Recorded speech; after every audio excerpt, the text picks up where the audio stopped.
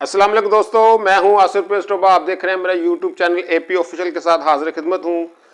आज बात करते हैं मरियम औरंगजेब के उस मीडिया टॉक की जो उन्होंने जाती उमरा के बाहर की। वो बंदा कौन था जो एंड पे उसके साथ तस्वीर उतारने की कोशिश कर रहा था।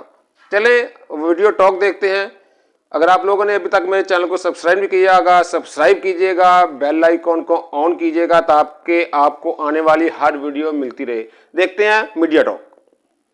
पाकिस्तान की आवाम इंशाल्लाह इन जलसों में भी इन नालायकों के खिलाफ रेफरेंडम और फैसला सुनाएगी। एक तस्वीर खिंचवानी, एक तस्वीर खिंचवानी।